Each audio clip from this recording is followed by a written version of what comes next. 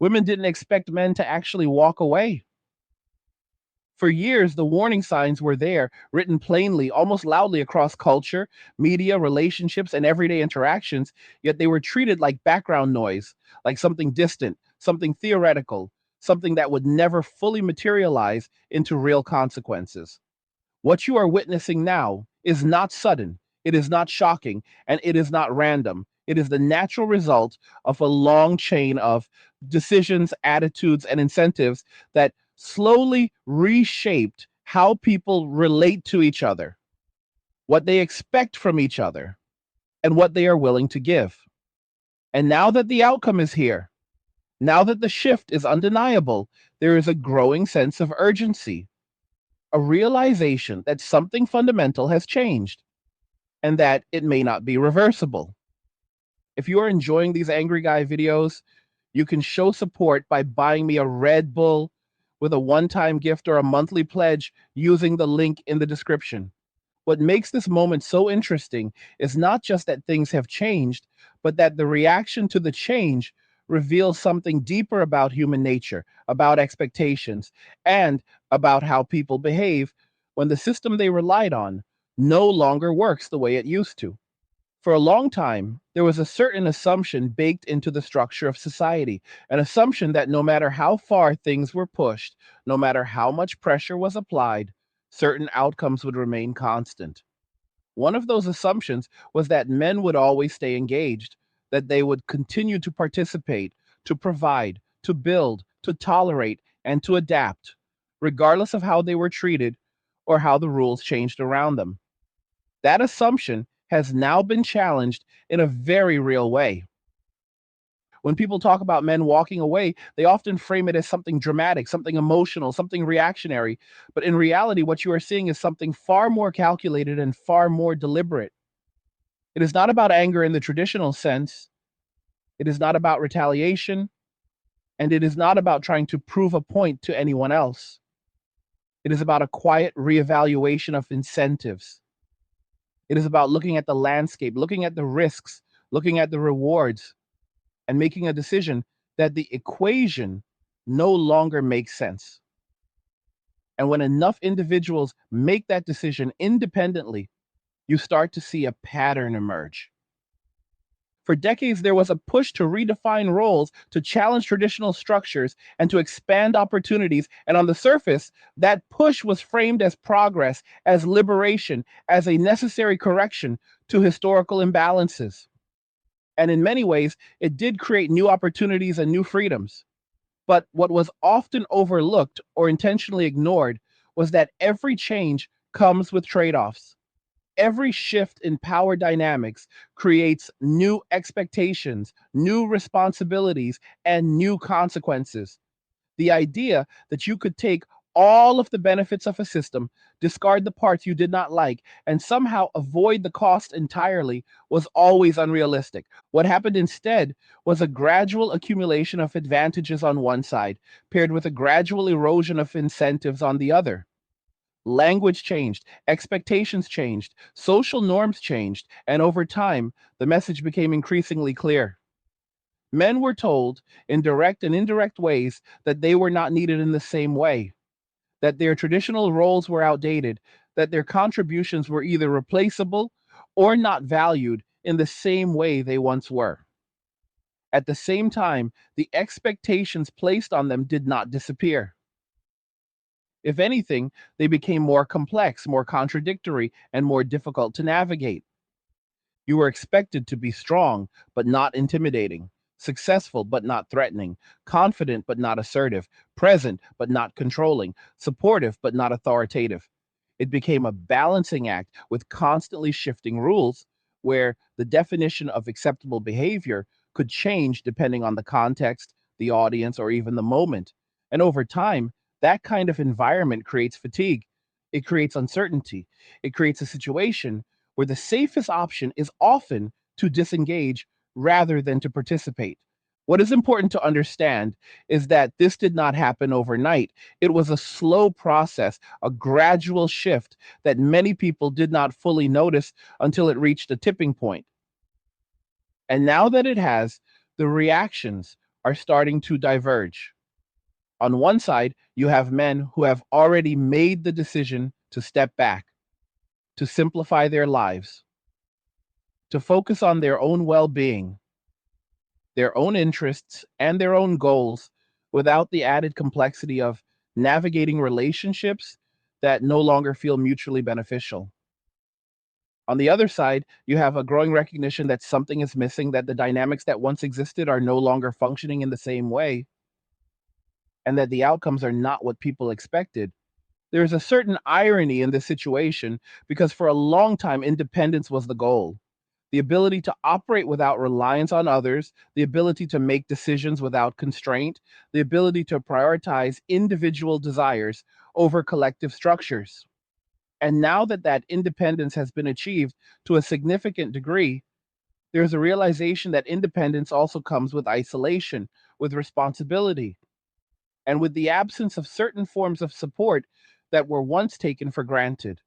When you remove interdependence from a system, when you reduce the need for cooperation, you also reduce the incentives for people to invest in each other. Relationships, whether personal or societal, are built on mutual benefit. When one side perceives that the benefit is no longer there or that the cost outweighs the reward, the rational response is to withdraw. And that is exactly what you are seeing. The narrative that is starting to emerge now is one of confusion and contradiction. On one hand, there is an acknowledgement that certain approaches may have gone too far, that certain attitudes may have created unintended consequences. On the other hand, there is a reluctance to fully accept responsibility for those outcomes, to fully examine the role that those attitudes played in creating the current situation. Instead, there is a tendency to look outward, to ask why the other side has changed, why they are no longer participating in the same way, why they are no longer willing to engage under the same conditions. But the answer to that question is not complicated. People respond to incentives. They respond to how they are treated, to what is expected of them, and to what they receive in return. When those factors shift in a way that makes participation less appealing, less rewarding, or more risky, behavior changes accordingly. It is not personal. It is not emotional. It is not even ideological in many cases. It is practical. One of the most overlooked aspects of the shift is the role of peace. Not excitement, not validation, not status, but peace. For many men who have chosen to step away, the primary benefit is not some grand achievement or some dramatic improvement in their lives. It is the absence of stress, the absence of conflict, the absence of uncertainty. It is the ability to wake up and know that their time, their energy, and their resources are under their control, that they are not navigating a system that feels unpredictable or unfair. And once someone experiences that kind of stability, that kind of clarity, it becomes very difficult to give it up. It becomes very difficult to re enter a system that previously felt chaotic or one sided. That is why the idea that this is a temporary phase, that people will simply return once conditions change slightly, is likely an underestimation of how significant this shift really is. At the same time, there is a growing awareness that the structures that replaced traditional support systems are not as reliable as they once seemed.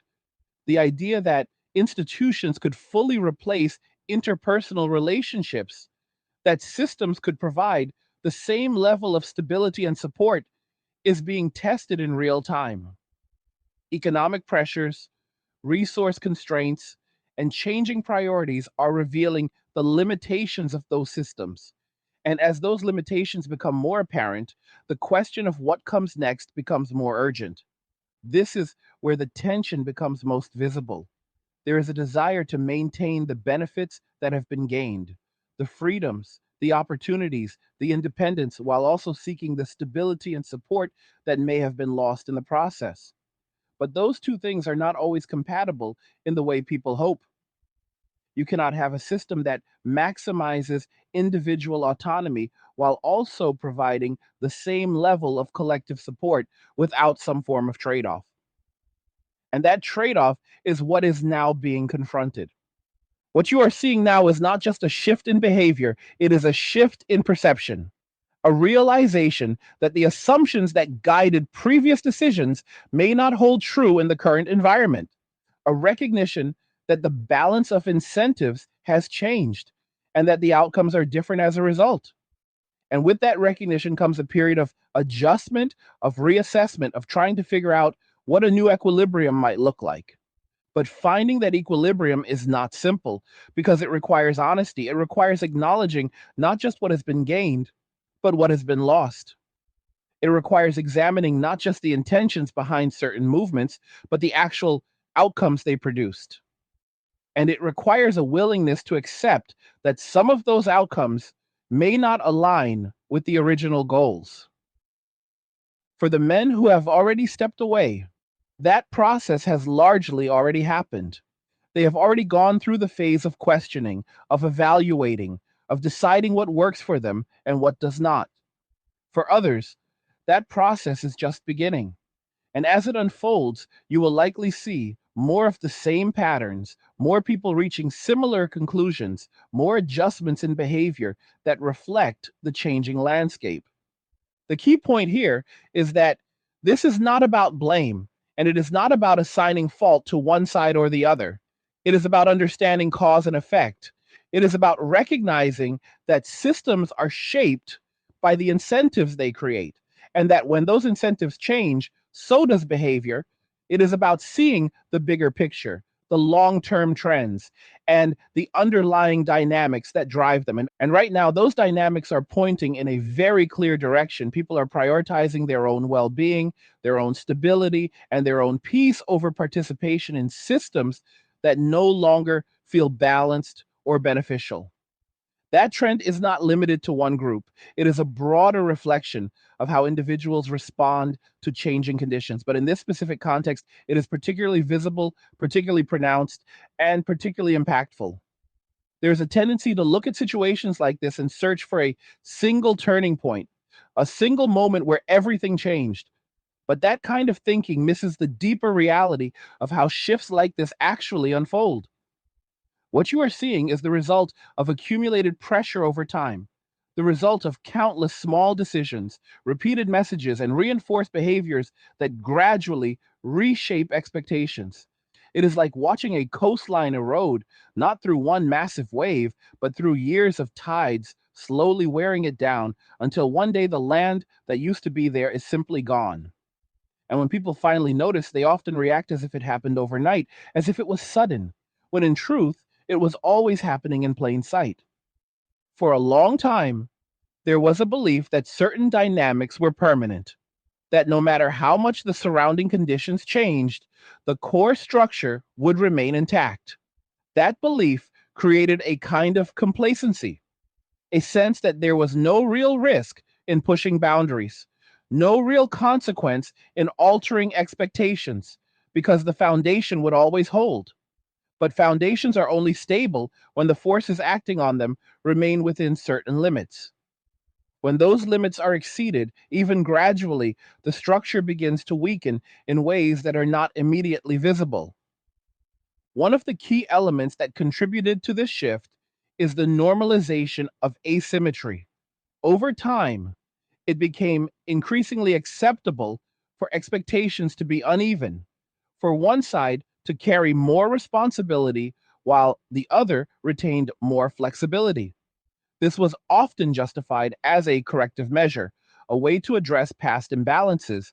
But what was not fully considered was how sustained asymmetry affects long term participation. When people feel that the terms are consistently tilted against them, even slightly, the cumulative effect is significant. It creates a sense of imbalance that is difficult to ignore once it reaches a certain threshold. What makes this even more complex is that the imbalance was not always explicit. It was often embedded in subtle cues, in language, in social expectations, in the way certain behaviors were rewarded or criticized. It showed up in how success was defined, in how failure was interpreted, and in how responsibility was assigned. Over time, these subtle signals add up. shaping how individuals perceive their role within the system and whether that role is worth maintaining. And at a certain point, the internal calculation changes. The question shifts from how to succeed within the system to whether the system itself is worth engaging with at all. And when that question starts to be asked more frequently across more individuals, the impact becomes visible at a broader level. Participation declines, engagement decreases, and the patterns that once seemed stable begin to shift. There is also the factor of alternatives. In the past, disengaging from traditional roles often came with significant drawbacks. There were fewer options, fewer ways to structure a life outside of established norms. But as those options have expanded, as technology, remote work, and changing lifestyles have created new possibilities, the cost of stepping away has decreased. It is now more feasible than ever for individuals to create a life that does not rely on traditional frameworks. And that feasibility changes the decision making process. When the cost of leaving goes down and the perceived cost of staying goes up, the outcome becomes predictable.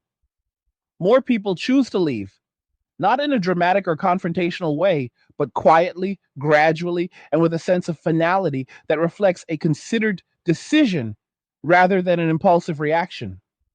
And because it is quiet, because it does not always manifest in obvious ways, it can be underestimated until the effects become too widespread to ignore.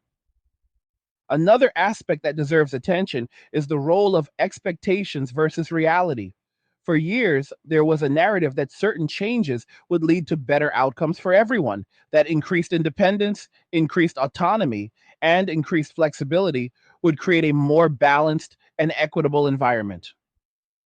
And in some ways, those changes did bring improvements, but they also introduced new challenges that were not fully anticipated. Independence, for example, comes with the responsibility of self sufficiency.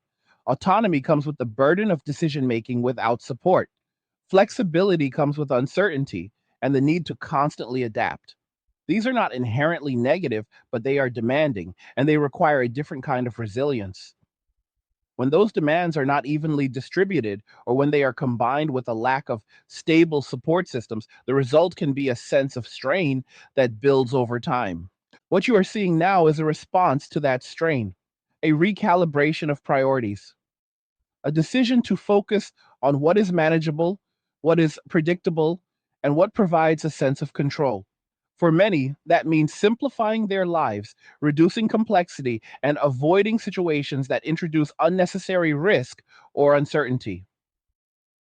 It is not about rejecting connection or cooperation entirely, but about being more selective, more cautious, and more intentional. At the same time, there is a growing recognition that certain narratives may have been overly optimistic, that they may have overlooked the importance of balance, reciprocity, and mutual investment. The idea that one side could continuously expand its advantages without a corresponding adjustment on the other side was always unstable. Systems require balance to function effectively, and when that balance is disrupted for too long, corrective forces emerge. Those corrective forces do not always take the form people expect. They are not always organized, they are not always vocal, and they are not always driven by a clear ideology. Often, they are simply the aggregate result of individual decisions, each one small on its own, but significant in combination. That is what makes them difficult to counter, because there is no single point of influence, no central mechanism to adjust. It is a decentralized shift, driven by personal choices rather than coordinated action. This is also why attempts to reverse the trend through messaging alone are unlikely to be effective. Changing narratives without changing underlying incentives does not address the root cause. People respond to what they experience, not just what they are told. If the lived experience does not align with the message loses credibility. And once credibility is lost, it is difficult to regain without substantive change. Another important factor is the concept of trust. Trust is a foundational element in any system of cooperation. It allows individuals to invest in each other with the expectation that the exchange will be fair, that the risks are shared, and that the outcomes will be mutually beneficial. When trust erodes, that willingness to invest decreases. People become more cautious, more guarded, and less willing to take on commitments that rely on uncertain or shifting expectations. Trust is not something that can be restored quickly. It is built over time through consistent behavior and reliable outcomes. When it is damaged, rebuilding it requires not just promises, but proof. It requires a sustained demonstration that the conditions have changed, that the incentives are aligned, and that the risks are manageable. Without that, any attempt to encourage re-engagement will face resistance. There is also the psychological aspect of adaptation. Once individuals adjust to a new way of living, once they establish routines and structures that work for them, there is a natural resistance to change. Even if new opportunities arise, even if conditions improve, the inertia of established habits can be strong. This is particularly true when the current state provides a sense of stability and control that was previously lacking. For those who have stepped away and found a level of peace, the idea of returning to a more complex and uncertain environment is not appealing. It is not just about whether the conditions have improved, but whether the improvement is significant enough to outweigh the benefits of their current situation. And in many cases, the threshold for that change is quite high. What complicates this further is the difference in timelines. The factors that led to the current situation developed over years, even decades. The responses to those factors are happening on a similar timescale. But the desire for change, the desire to address the outcomes, often operates on a much shorter timeline. There is an expectation that adjustments can be made quickly, that behaviors can shift rapidly once the issue is recognized. But that expectation does not align with how deeply embedded these patterns have become. This creates a mismatch. Hey guys, in a world pushing you to own nothing and be happy, crypto is your key to survival. Join Angry's Crypto Academy to master buying, selling, and trading crypto. Make huge profits and safeguard your wealth. Plus, discover the one crypto virtually no one is talking about, poised to create new millionaires in the upcoming bull run. The link is in the description of the video below. Go check it out now. Between urgency and feasibility, there's a sense that something needs to be done, that the current trajectory is not sustainable, but there is also a lack of clarity on how to implement changes that are both effective and acceptable to all parties involved.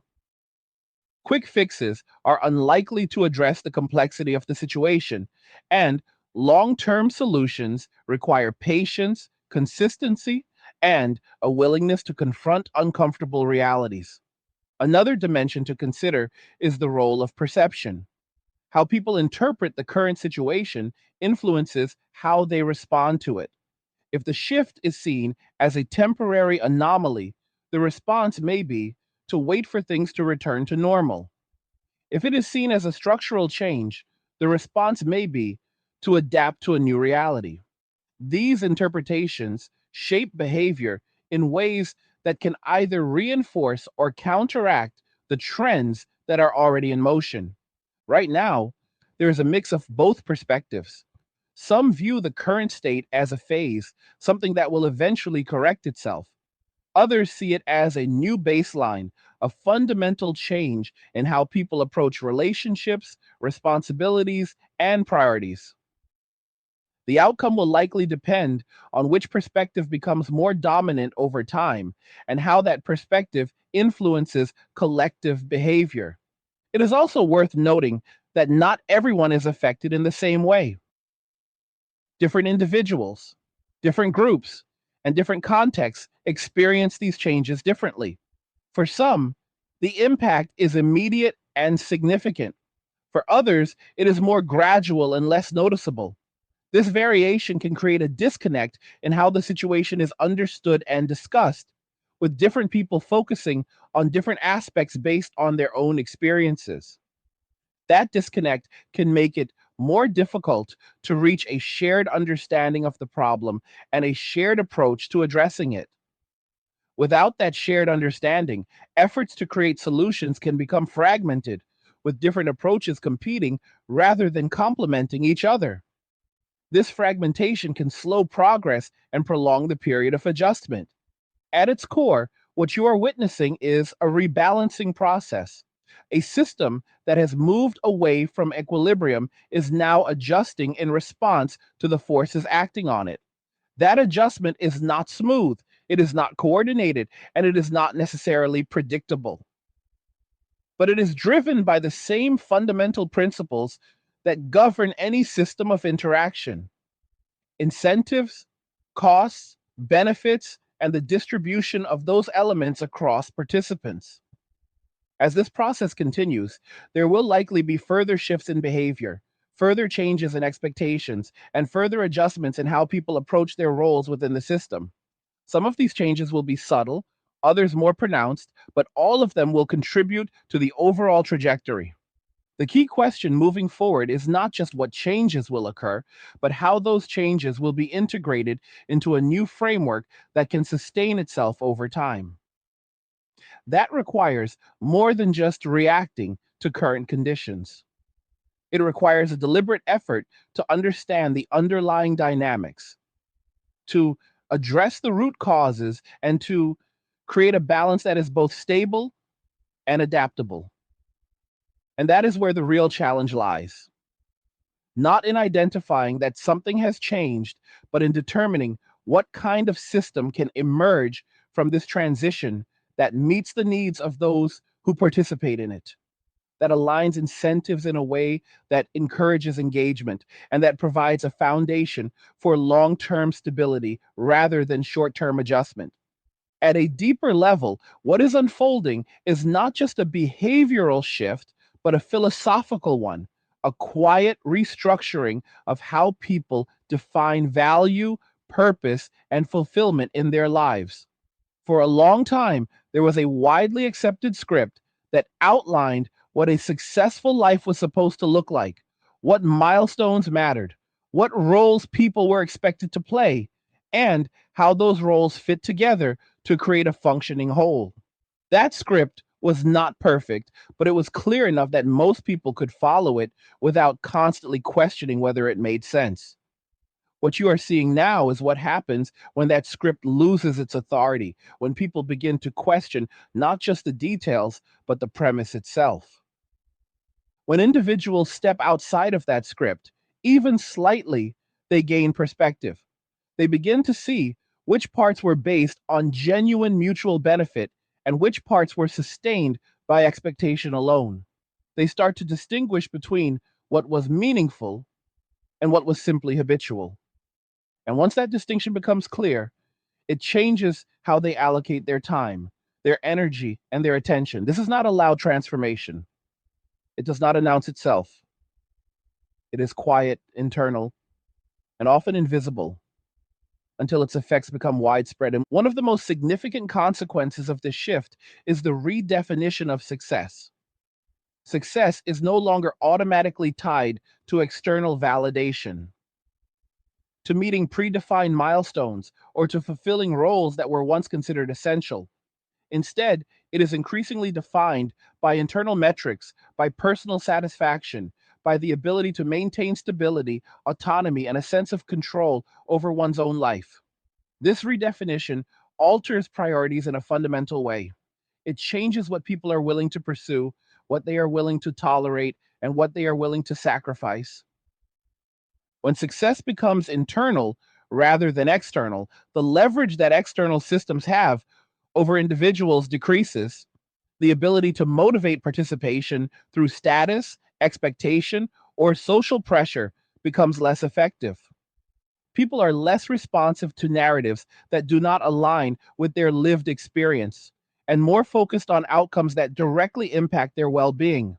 This creates a shift in power dynamics, not in the traditional sense of authority, but in terms of influence. The system no longer dictates behavior as strongly as it once did because individuals are less dependent on it for their sense of identity or fulfillment. This is where the concept of disengagement becomes more nuanced. It is not simply about walking away from something negative. It is also about moving toward something different. It is about redirecting focus toward areas that provide a clearer return on investment, whether that return is financial, emotional, or psychological. It is about choosing environments where the rules are more consistent, where the expectations are more transparent, and where the outcomes are more predictable. For many, this means investing in personal development, in skills, in health, in financial stability, and in hobbies or interests that provide a sense of progress without the complications of interpersonal dynamics that feel uncertain or one sided. It is a form of optimization, a strategic allocation of resources toward areas that are perceived as more reliable. And once that optimization process begins, it tends to reinforce itself.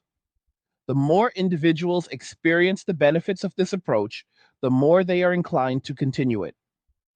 At the same time, there is an emerging tension between individual optimization and collective cohesion. Systems function most effectively when individuals are willing to invest in them, when they see value not just in their own outcomes, but in the stability of the system as a whole.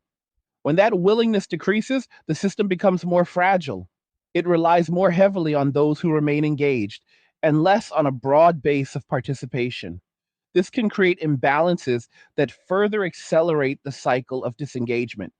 Another factor that plays a critical role in this dynamic is the concept of accountability. In any system of interaction, accountability serves as a mechanism for maintaining balance. It ensures that actions have consequences, that responsibilities are met, and that expectations are aligned with outcomes. When accountability is perceived as uneven or inconsistent, it undermines trust. It creates a sense that the system is not operating on a fair or predictable basis. Over time, perceived inconsistencies in accountability can have a compounding effect. They can lead to a reluctance to take on responsibilities, to a hesitation to invest in long term commitments, and to a preference for arrangements that minimize exposure to potential imbalance. This is particularly relevant in environments where the rules are not clearly defined or where they are subject to change based on context or interpretation. In such environments, the safest strategy often becomes one of caution and distance. There is also the role of narrative fatigue. For years, there has been a constant stream of messaging, of frameworks, of explanations that attempt to define what is happening and why. But when those narratives become repetitive, when they fail to account for lived experience, or when they appear to shift in ways that are inconsistent with observable outcomes, they lose their effectiveness. People become less responsive to them, less willing to engage with them, and more likely to rely on their own observations and conclusions. This shift from external narrative to internal judgment is significant. It represents a move toward individual interpretation rather than collective consensus. And while this can lead to greater autonomy, it can also lead to fragmentation, as different individuals arrive at different conclusions based on their own experiences. This fragmentation makes it more difficult to establish a shared understanding of the situation and more difficult to coordinate responses. In the absence of a shared narrative, behavior becomes more decentralized. Decisions are made at the individual level based on personal criteria rather than collective guidelines. This can create a landscape that is more dynamic, more adaptable, but also more unpredictable. It can lead to rapid shifts in behavior that are difficult to anticipate as individuals respond to changing conditions in ways that are not coordinated or centrally directed. One of the more subtle aspects of the shift is the change in how risk is perceived and managed. In the past, certain risks were considered acceptable, even necessary, as part of participating in the system. There was an understanding that the potential rewards justified the exposure. But as the perceived balance between risk and reward changes, so does the willingness to accept those risks. When the reward becomes less certain, or when the risk becomes more pronounced, the rational response is to reduce exposure. This recalibration of risk tolerance is a key driver of disengagement. It is not about avoiding all risk, but about choosing which risks are worth taking. And when certain areas are perceived as having an unfavorable risk to reward ratio, they are deprioritized in favor of alternatives that offer a more stable or predictable outcome. This is a strategic decision, not an emotional one, and it reflects a broader trend toward efficiency and optimization. Another important element is the role of time. Time is a finite resource, and how it is allocated reflects what individuals value most. When people begin to feel that their time is not being used effectively or that it is being consumed by activities that do not provide a meaningful return, they begin to reallocate it. This reallocation can have significant implications, particularly when it occurs at scale. It can lead to shifts in participation, in engagement, and in the overall structure of how people interact with the system. As more individuals choose to invest their time elsewhere, the system must adapt. It must either provide a more compelling value proposition or it must adjust to operate with a smaller base of participation. This is not an easy adjustment, and it often involves a period of instability as new patterns emerge and old ones fade. There is also the question of sustainability. Any system, whether social, economic, or relational, must be sustainable in order to persist over time. Sustainability requires a balance between input and output, between contribution and benefit, between cost and reward. When that balance is disrupted, the system becomes unstable. It may continue to function for a period of time, but it does so under increasing strain.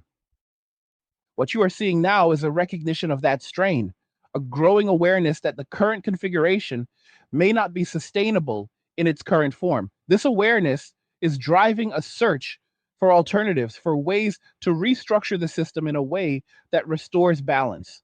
But finding those alternatives is not straightforward because it requires a willingness to reconsider assumptions, to challenge established norms, and to explore new approaches. At the same time, there is a natural resistance to change. People are often reluctant to abandon familiar structures, even when those structures are no longer functioning optimally. There is a comfort in the known, even when it is imperfect. This creates a tension between the desire for stability and the need for adaptation. Navigating that tension is one of the central challenges of this transition. Another layer to consider is the role of feedback loops. Systems are influenced by feedback, by the responses and reactions of those who participate in them.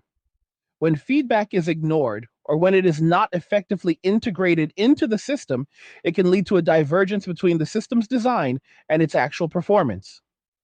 Over time, this divergence can become significant, leading to outcomes that are misaligned with the system's intended purpose. And in the current context, there are clear feedback signals indicating that something is not working as intended. The decline in participation, the shift in priorities, the changes in behavior all serve as indicators of underlying issues. The question is whether those signals will be acknowledged and addressed, or whether they will be dismissed or misinterpreted. If they are acknowledged, there is an opportunity to recalibrate, to make adjustments that restore balance and improve functionality. If they are not, the divergence is likely to continue, leading to further instability and further shifts in behavior. The direction that is taken will have a significant impact on how the situation evolves.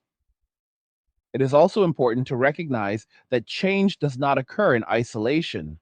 It is influenced by a wide range of factors, including economic conditions, cultural trends, technological advancements, and broader societal shifts. These factors interact in complex ways, creating an environment that is constantly evolving. Understanding this complexity is essential for making sense of the current situation and for anticipating how it might develop in the future. Ultimately, What you are witnessing is a period of transition, a movement from one set of assumptions and structures to another.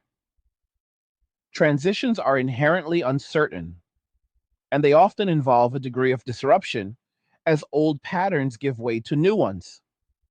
But they also present opportunities to create systems that are more aligned with current realities, more responsive to the needs of those who participate in them, and more sustainable over the long term.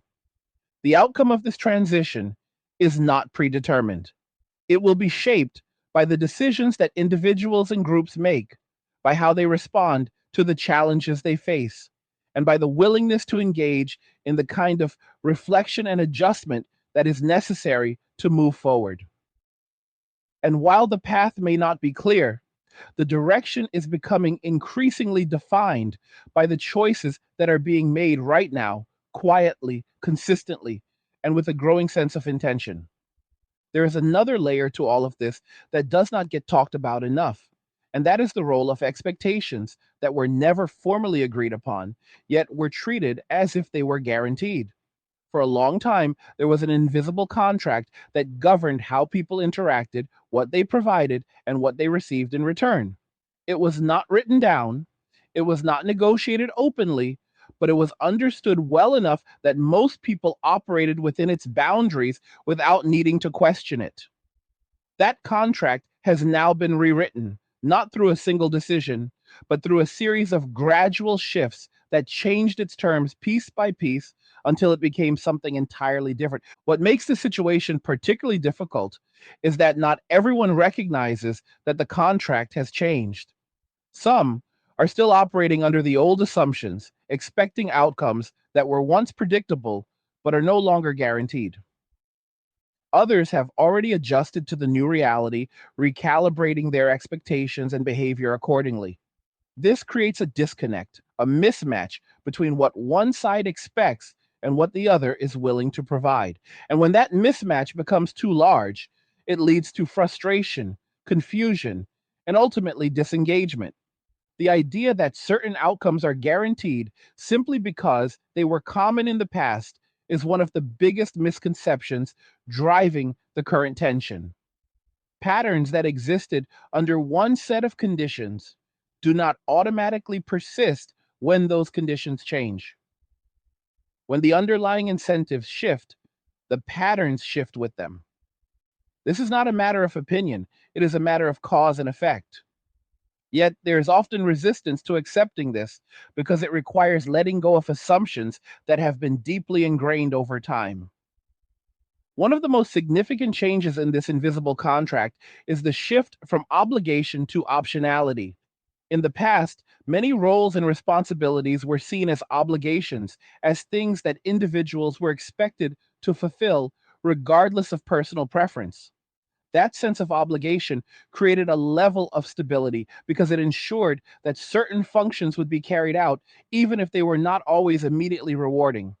Now, those same roles are increasingly viewed as optional, as choices rather than duties. And when something becomes optional, it is subject to evaluation.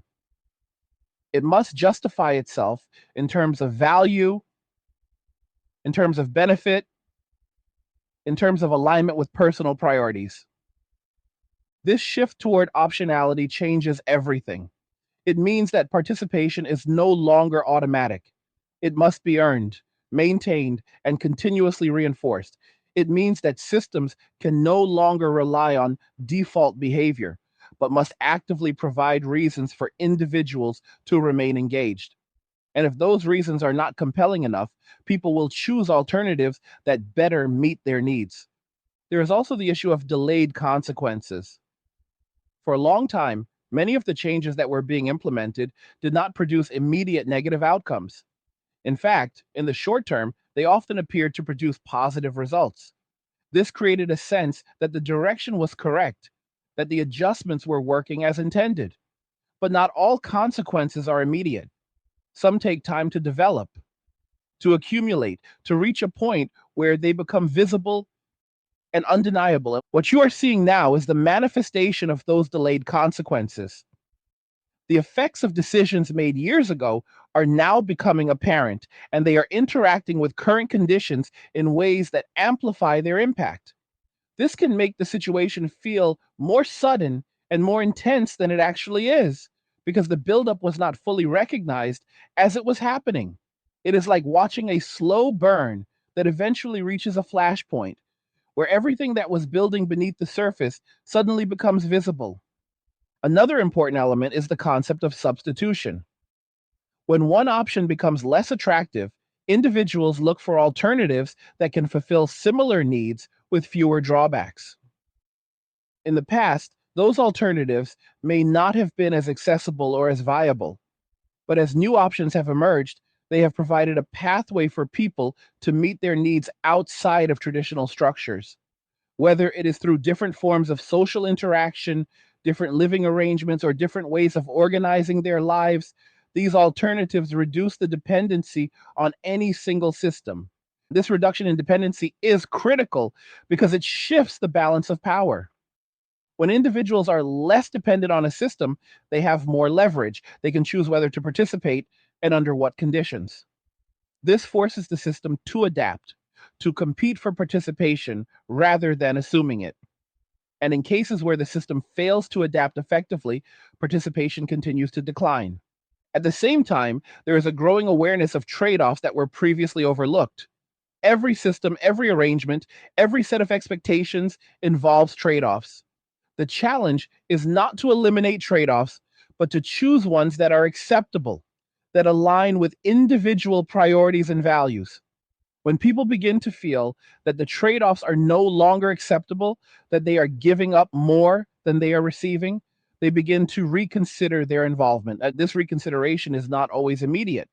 It often starts as a subtle discomfort, a sense that something is not quite right, that the balance is off. Over time, that discomfort can grow, leading to more active questioning and eventually to a decision to change course. This process can take months or years, but once it reaches a certain point, the decision becomes clear. There is also the role of reinforcement. Behavior is reinforced by outcomes. When a particular choice leads to a positive outcome, it is more likely to be repeated. When it leads to a negative outcome, it is less likely to be repeated. As more individuals experiment with different approaches, they gather data on what works and what does not. This data informs future decisions, creating a feedback loop that shapes behavior over time. In the current context, many individuals who have chosen to step back have experienced outcomes that reinforce their decision. They have found stability, clarity, and a sense of control that they did not have before. These outcomes serve as validation, not just for themselves, but for others who observe their experience. This creates a ripple effect where more people consider similar choices based on the perceived success of those who have already made them. Another factor that cannot be ignored is the role of expectations around effort and reward. There is an implicit understanding in most systems that effort should be matched by reward, that contributions should be recognized and reciprocated. When this balance is disrupted, when effort is not adequately rewarded, or when rewards are perceived as disproportionate, it creates dissatisfaction. Over time, this dissatisfaction can lead to a withdrawal of effort as individuals seek to reallocate their resources toward areas where the balance is more favorable. This is particularly relevant in environments where the criteria for reward are unclear or inconsistent, when individuals cannot predict how their efforts will be received, or when they perceive that outcomes are influenced by factors beyond their control. It reduces their motivation to invest. Predictability is a key component of engagement, and when it is lacking, engagement suffers. There is also a broader cultural component to consider. Cultural narratives shape how people interpret their experiences, how they assign meaning to events, and how they decide what actions to take. When cultural narratives shift, they can either reinforce existing behavior or encourage new patterns. In the current situation, there is a growing divergence in narratives, with different groups interpreting the same events in different ways. This divergence can create tension, as it leads to conflicting expectations and interpretations. It can also create opportunities for new narratives to emerge, narratives that better align with the current reality and that provide a framework for understanding what is happening. The development of these new narratives will play a significant role in shaping how the situation evolves.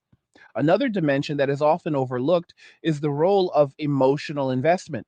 Systems that rely heavily on emotional investment can be particularly sensitive to changes in perception and experience. When individuals feel that their emotional investment is not being reciprocated or that it is being taken for granted, it can lead to a withdrawal, not just of effort, but of emotional engagement as well. This withdrawal can be more difficult to reverse because it involves not just a change in behavior, but a change in how individuals feel about the system. Once emotional disengagement occurs, re engagement requires more than just practical adjustments. It requires rebuilding a sense of connection, of trust, and of mutual understanding. This is a more complex process, and it often takes longer to achieve. It also requires a level of consistency and authenticity that cannot be easily manufactured. There is also the impact of long term planning. When individuals perceive that the future is uncertain or that the outcomes of their decisions are difficult to predict, they may shift their focus towards shorter time horizons. This can lead to a preference for arrangements that provide immediate or near term benefits, rather than those that require long term investment with uncertain returns. This shift can have significant implications for how systems function, particularly those that rely on long term commitments. As more individuals adopt a shorter term perspective, it can create challenges for maintaining structures that depend on sustained investment over time. It can lead to a cycle where the lack of long term commitment further undermines the stability of the system, reinforcing the preference for short term approaches. Breaking this cycle requires restoring confidence in long term outcomes, which in turn requires a level of predictability and reliability that may currently be lacking. Another aspect to consider is the role of identity. For many people, their participation in certain systems is tied to their sense of identity, to how they see themselves, and how they are seen by others. When the value of that participation changes, it can lead to a reassessment of identity as well.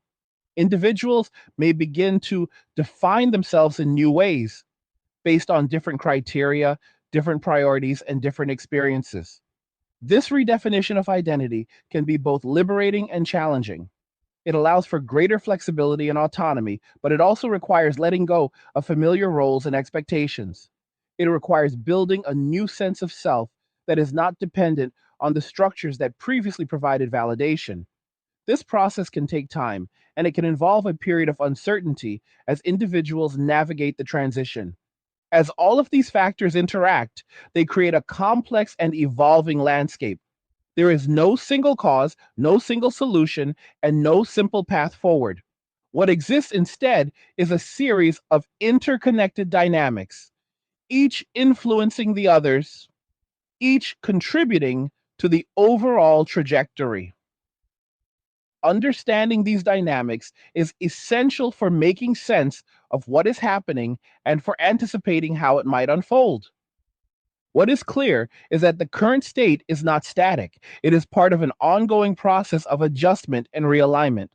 The outcomes of this process will depend on how individuals and systems respond to the challenges they face, on their willingness to adapt, and on their ability to find a balance that is both functional and sustainable.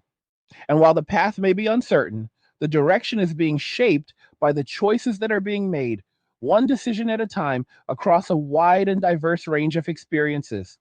There is a moment in every long shift like this where the conversation starts to change tone, where it moves from justification to realization, from defending what was done to questioning what was gained. That moment is subtle at first, almost imperceptible, but once it begins, it spreads. It shows up in small admissions, in offhand remarks, in the quiet acknowledgement that something did not turn out the way it was expected to. And when enough of those moments accumulate, they begin to form a pattern that is difficult to ignore because it reflects a deeper truth that has been building beneath the surface.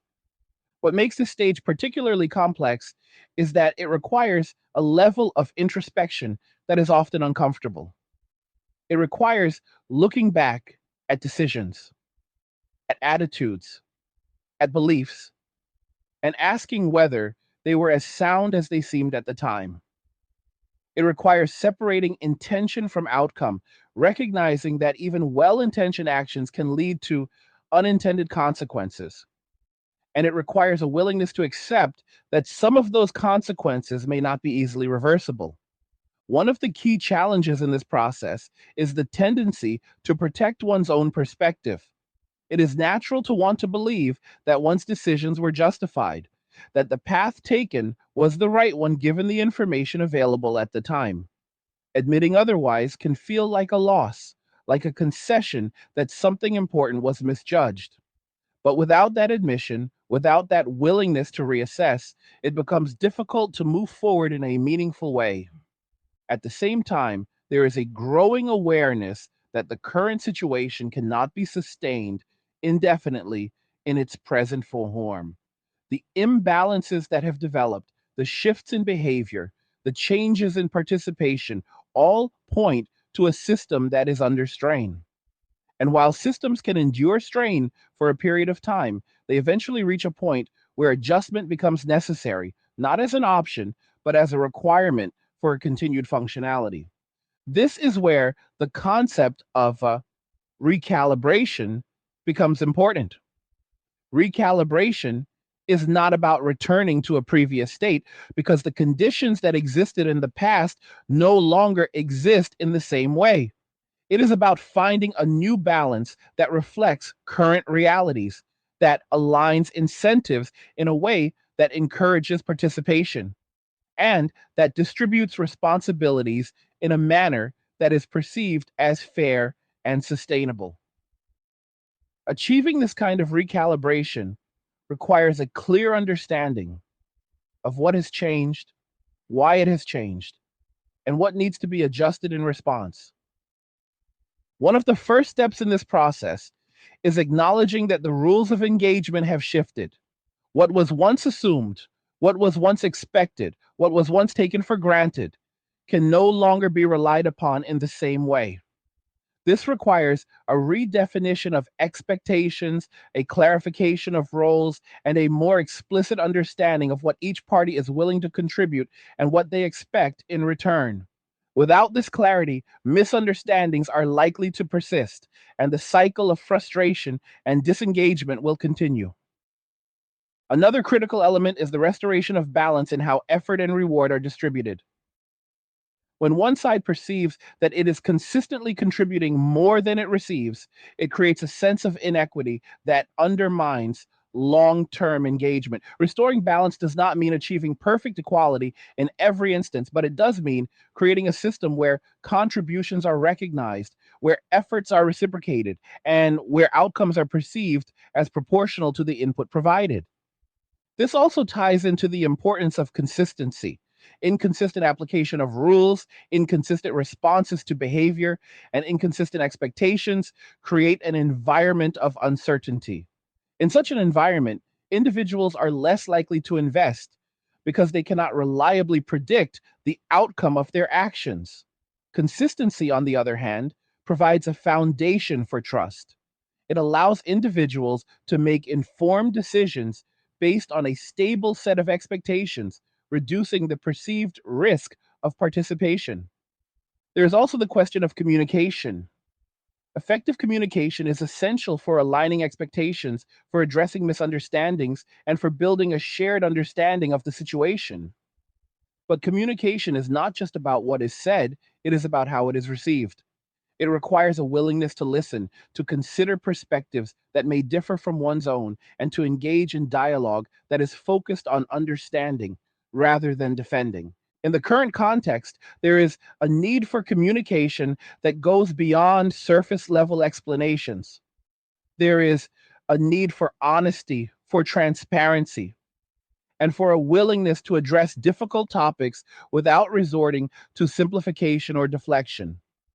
This kind of communication is not easy because it requires confronting issues that may be uncomfortable or challenging. But without it, the process of recalibration is likely to be incomplete. Another aspect that must be addressed is the role of incentives. Incentives drive behavior, and any attempt to create a more balanced system must take into account how incentives are structured.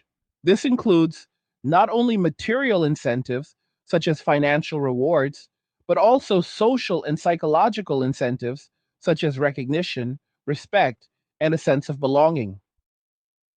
Aligning incentives in a way that encourages positive engagement is a key component of any sustainable solution. At the same time, it is important to recognize that incentives alone are not sufficient. They must be supported by a framework that ensures fairness, that provides accountability, and that maintains consistency over time.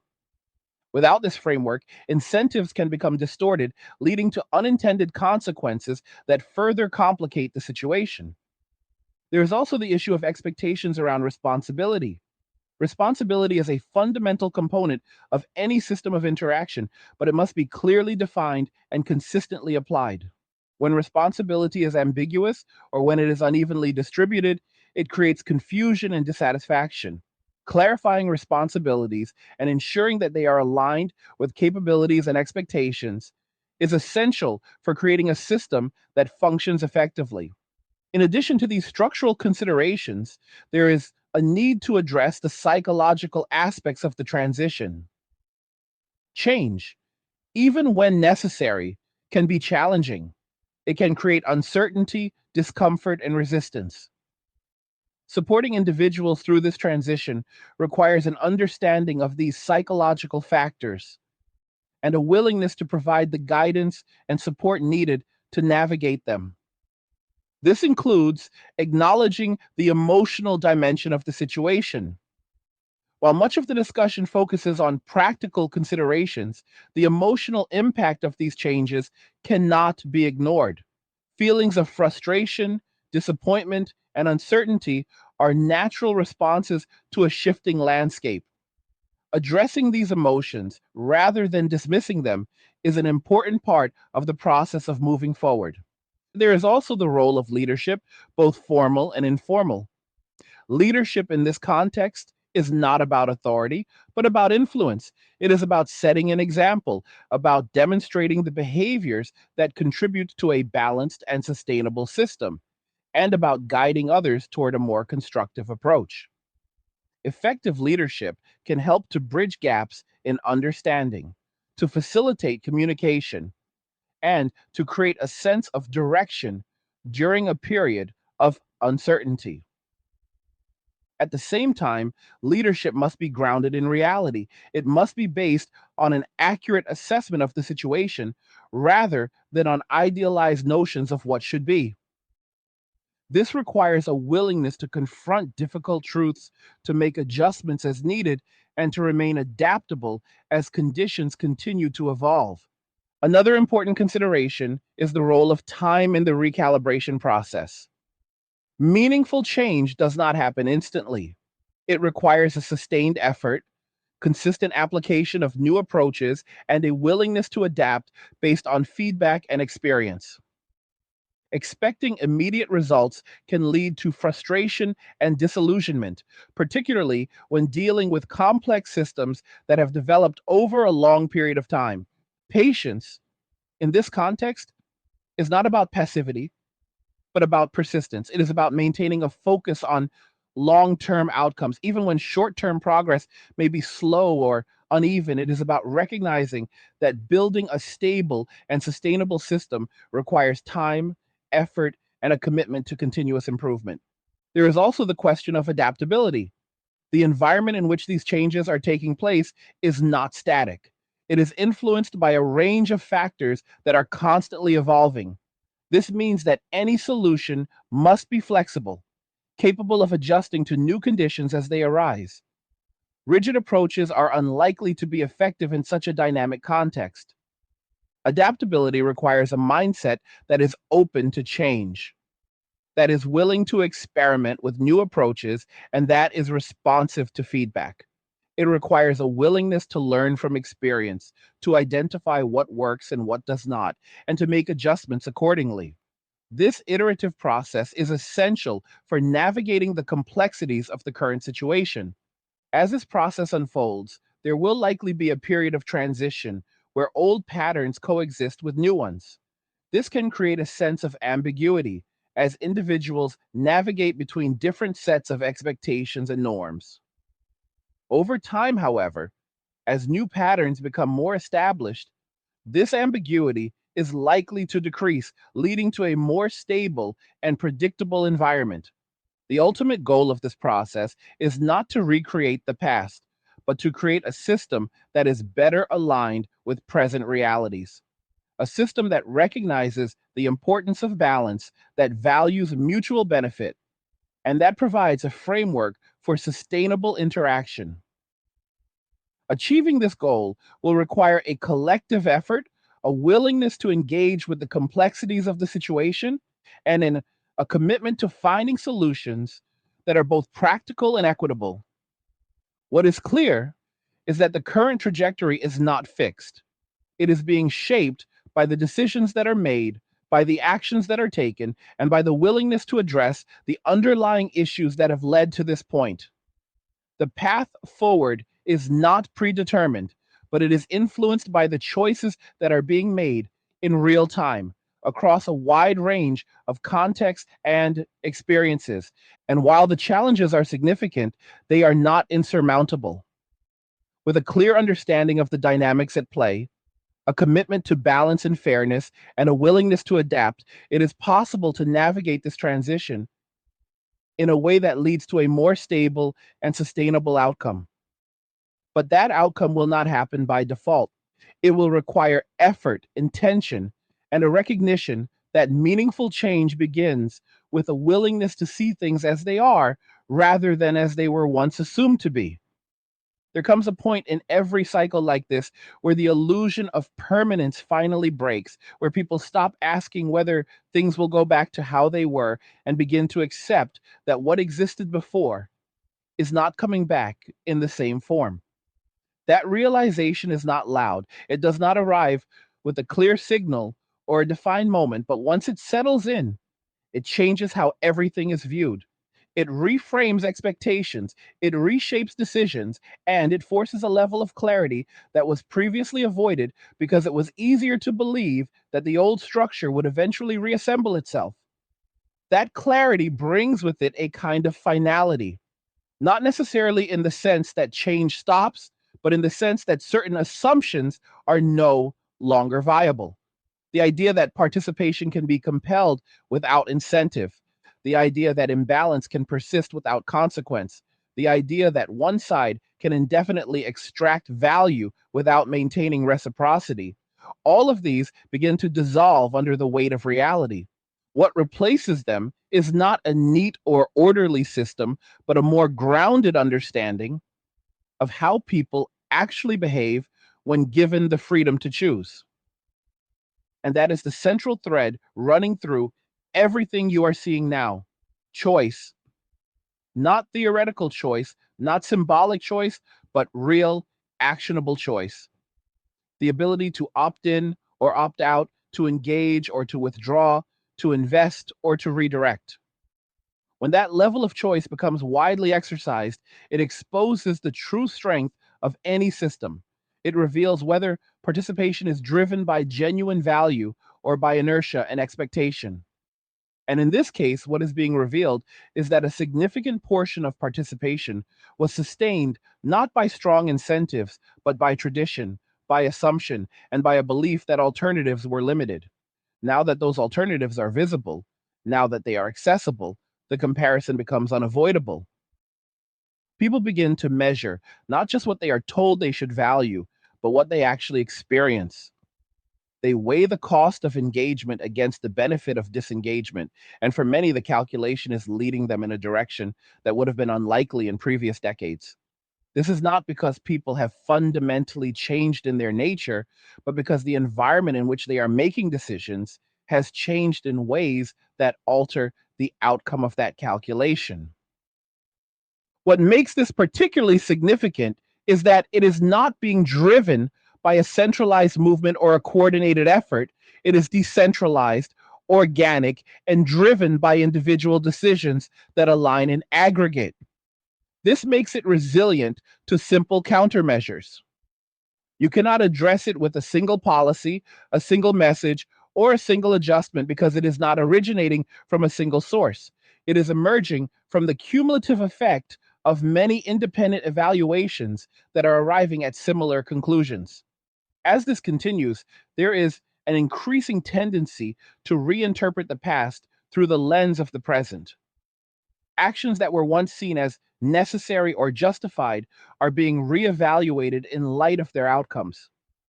Narratives that were once dominant are being questioned, not necessarily because they were entirely incorrect, but because they were incomplete. They focused on certain aspects while overlooking others, and now those overlooked aspects are becoming more visible. This reevaluation can be uncomfortable because it challenges established beliefs and requires a reassessment of what was considered progress. It forces a distinction between intention and impact, between what was meant to happen and what actually occurred. And in doing so, it creates a space for more nuanced understanding, one that acknowledges complexity rather than simplifying it into easily digestible conclusions. At the same time, there is a growing recognition that responsibility cannot be externalized indefinitely.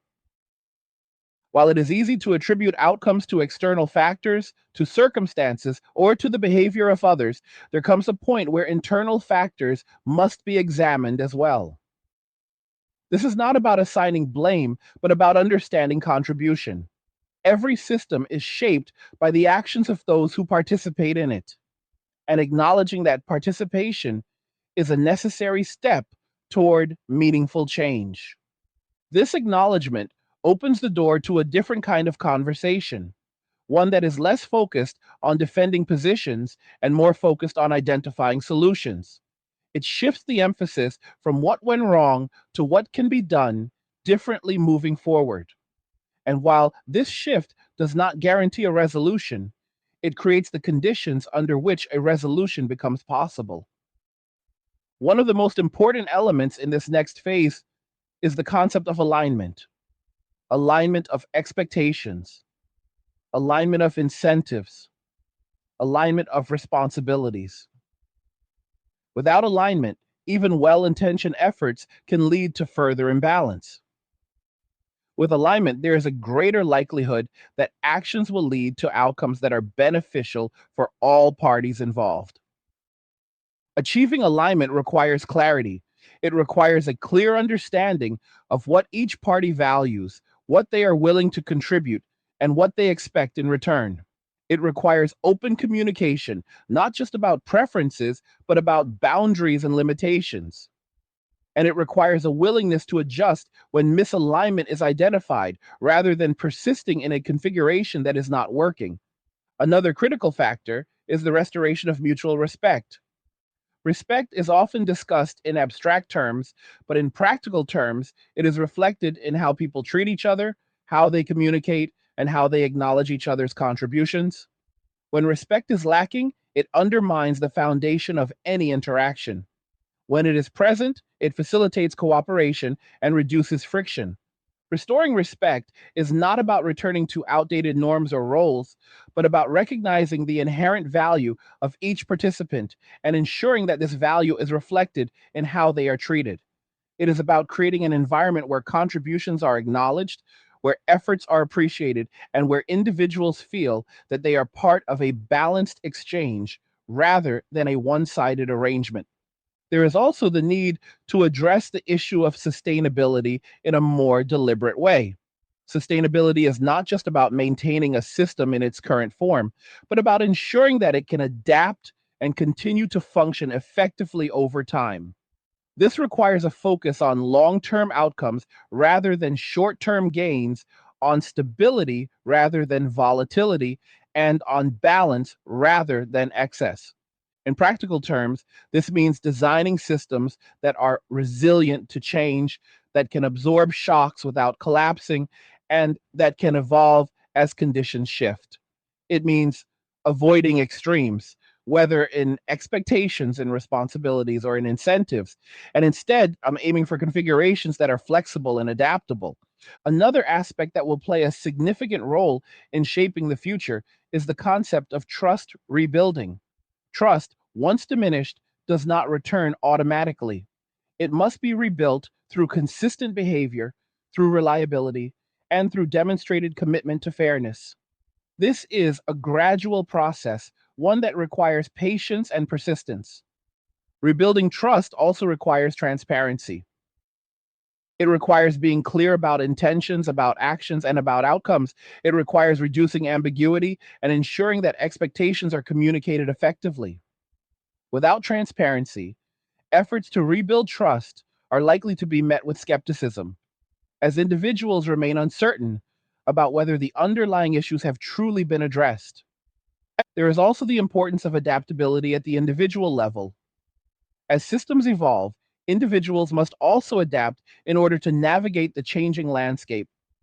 This includes developing new skills, adjusting expectations, and being open to different approaches. It requires a willingness to learn from experience and to incorporate that learning into future decisions. Adaptability is not about abandoning principles, but about applying them in a way that is responsive to current conditions. It is about recognizing that what worked in one context may not work in another, and being willing to adjust accordingly.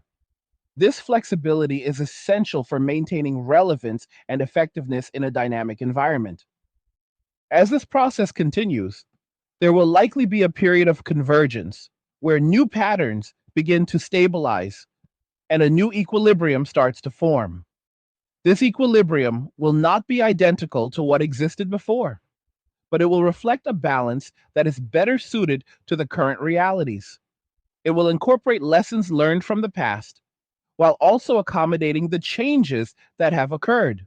This convergence will not happen uniformly or simultaneously across all areas. It will vary depending on context, on individuals, and on the specific dynamics at play. But over time, as patterns become more established and as expectations become more aligned, there will be a greater sense of stability and predictability. At the same time, it is important to recognize that no system is ever fully static. Even once a new equilibrium is reached, it will continue to evolve in response to new conditions and new influences. The goal is not to create a fixed state, but to establish a framework that can adapt and remain functional as changes occur. In the end, what you are witnessing is not just the unraveling of an old structure, but the emergence of a new one. It is a process that involves both loss and creation, both disruption and opportunity. It challenges assumptions, it tests resilience, and it requires a level of engagement that goes beyond surface level understanding. For those who are observing this from the outside, it may appear chaotic or uncertain. But for those who are actively navigating it, it is a process of adjustment, of recalibration, and of finding a path that aligns with their priorities and values. It is not about returning to what was, but about building something that works under the conditions that exist now. And as this process unfolds, the choices that individuals make will continue to shape the direction it takes. Each decision, each adjustment, each shift in behavior contributes to the overall trajectory. It is a collective process, but one that is driven by individual actions. What becomes clear, more than anything else, is that systems do not exist independently of the people who participate in them. They are a reflection of those people, of their decisions, their priorities, and their willingness to engage. When those factors change, the system changes with them.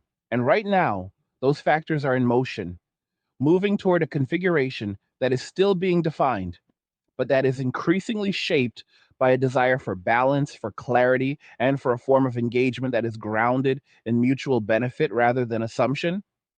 That is where things are heading, not toward a restoration of the past, but toward a reconfiguration of the present into something that is more aligned with the realities that have emerged. And whether that reconfiguration succeeds will depend not on what is said, but on what is done consistently over time as individuals and systems adjust to a landscape that no longer supports the assumptions that once held it together. If you made it this far, you already see what most people are still trying to avoid looking at. And that alone puts you ahead of the curve because understanding what is happening is the first step toward navigating it without getting caught in the fallout. To the 1 hour gang, respect. Because sitting through something like this means you are not just listening, you are thinking. And that is rare right now. Like, if you're enjoying these Angry Guy videos, you can show support by buying me a Red Bull using the link in the description. Whether it is a one-time thing or a monthly pledge, it helps keep this going. And I appreciate everyone who has already done it. Now, I want to hear from you. What do you think about everything that was discussed? Do you agree with the direction things are heading? Do you see it differently? Drop your thoughts and let's actually have a real conversation about it. Like the video if you like it. Don't forget to subscribe. And if you like the video, share the video. And just remember that all roads lead to MWA, men walking away, and cheers. Nothing says you care like crypto. Nothing can compare. Nothing says you care like crypto. Oh, nothing can compare to crypto.